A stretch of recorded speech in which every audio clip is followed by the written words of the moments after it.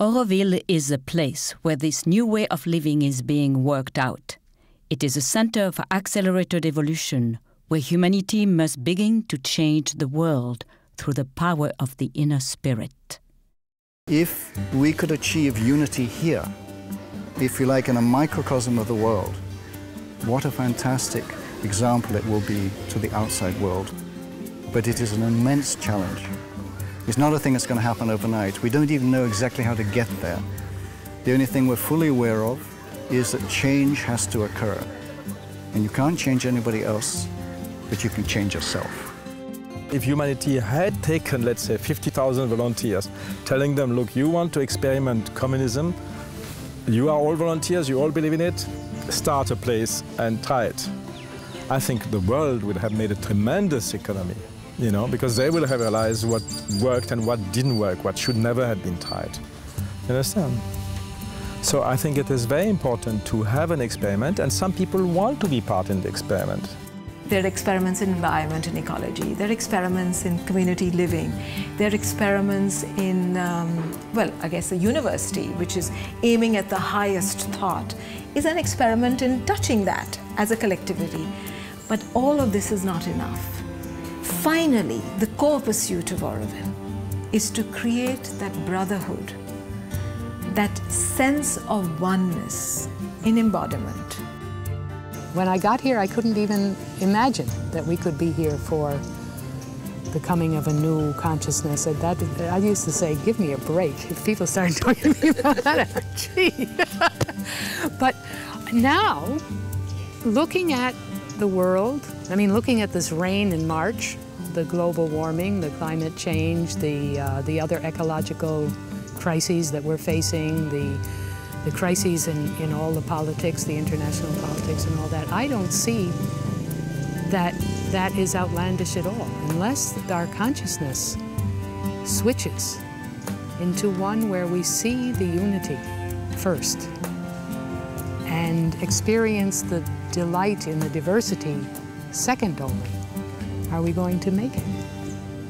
And I think we're going to make it. So there is the need and a will to do it, whatever are the difficulties. And you see, the question is not so much to succeed, but to create the path. I think we are moving towards, right now, towards again an intensification in the individual. 40 years, I think a new thing has happened with the Matrimandia coming into place. A new pulse is being generated, radiating out. People are being called back to what they came for and letting some of these externalities slip away. You know, when I came here the first time in '73, there was nothing at all here, and everything looked totally impossible, and I don't know how we could have realized what has been realized here. It is only because there was a power behind that we could have done this. So the only thing that we can do is what the Charter says, be the willing servitor of the divine consciousness. I believe that the divine itself is doing Auroville. And more than ever, I believe in the future of Auroville, because I know it doesn't depend on us. Absolutely not. Otherwise, I would tell you, forget it. Definitely, I would tell you, forget it. Now, what would Mother say about it? I would wish that she would say that we are not good enough.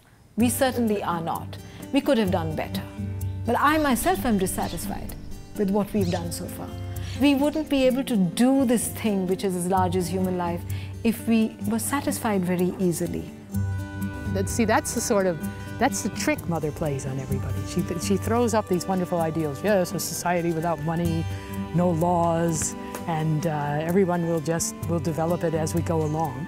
But when it comes to doing that, you begin to realize, at least I began to realize, but it took years, that there's no way to do that unless we move into a consciousness which is unity first.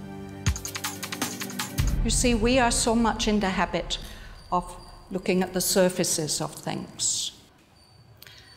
But Sri Aurobindo and Mother asked us to develop a deeper kind of seeing.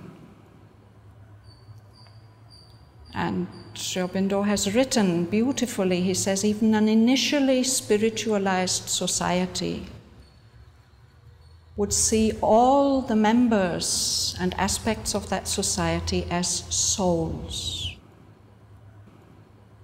Then I see not only Auroville actually, but everybody who's on earth at the moment is absolutely a heroic being.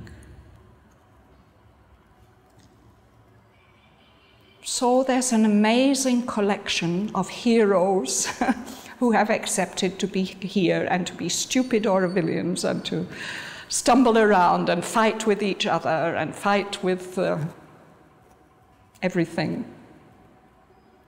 And through them, somehow, magically, by grace, some wonderful development is going on, some amazing blossoming is happening.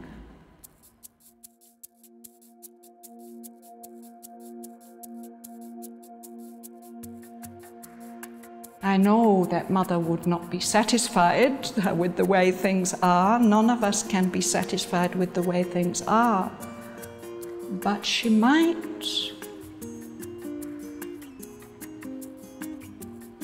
She might be satisfied with the sacrifice that is offered. Maybe.